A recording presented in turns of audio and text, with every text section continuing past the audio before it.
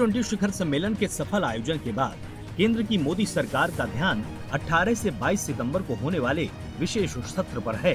ये विशेष सत्र कई मायनों में खास है, क्योंकि इसी सत्र के साथ सरकार नए संसद भवन से अपने काम का शुभारंभ करने जा रही है। 19 तारीख को गणेश चतुर्थी के पावन मौके पर विधिवत पूजन के बाद नए संसद भवन से देश की दिशा तय की जाएगी। बताते चलें कि पहली बैठक 18 तारीख को पुराने संसद भवन में संपन्न होगी। इसमें संसद भवन के निर्माण और पुरानी यादों को ताजा करने का काम किया जाएगा।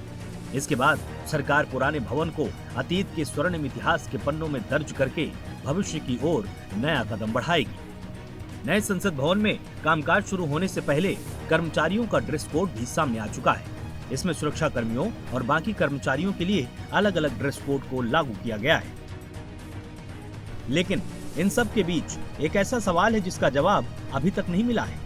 वो सवाल जिसने विपक्ष की नींदें उड़ा रखी हैं कि आखिर विशेष सत्र का एजेंडा क्या होगा।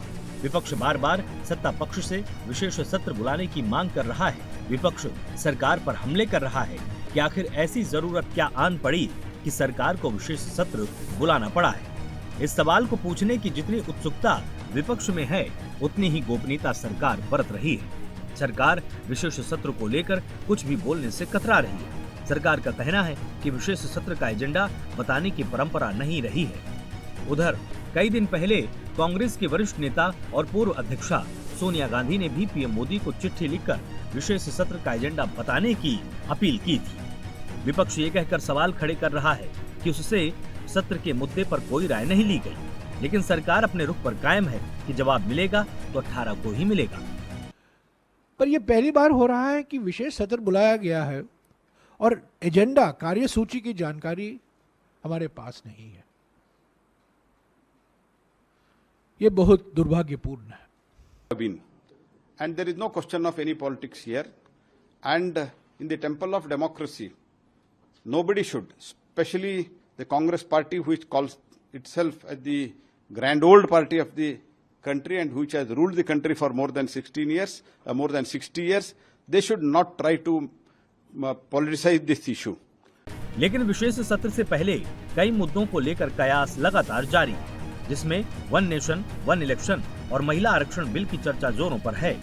माना जा रहा है कि सरकार एक राष्ट्र एक चुनाव पर कोई बड़ा फैसला ले सकती है। साथ ही कुछ जानकारों का ये कहना है कि हो सकता है कि सत्र में सरकार समान नागरिक संहिता या देश का नाम भारत और इंडिया करने पर भी कोई विचार कर सकती है।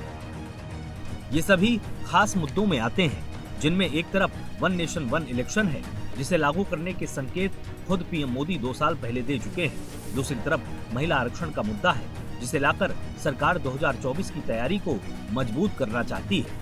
इसके अलावा देश को इंडिया या भारत कहे जाने पर भी स्थायी फैसला लिए जाने के कयास लग रहे हैं, क्योंकि बीते दिनों राष्ट्रपति द्वारा भेजे गए निमंत्रण पत्र में इंडिया के बजाय भारत लिखा गया था।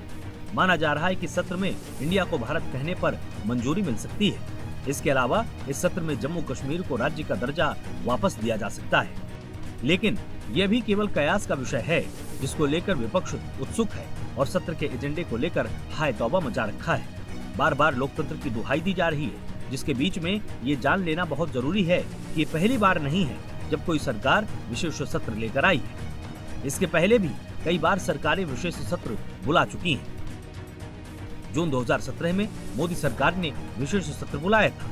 तब संसद से जीएसटी बिल पर मुहर लगाई गई थी। इसके पहले 26 नवंबर 2015 को सरकार ने 2 दिवसीय विशेष सत्र बुलाया था।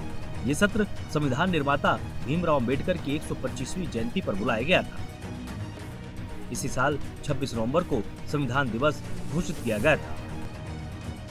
साल 2002 में भी दोनों सदनों का विशेष सत्र बुलाया गया था, जब 26 मार्च 2002 को आतंकवाद निरोधक विधेयक पारित हुआ था।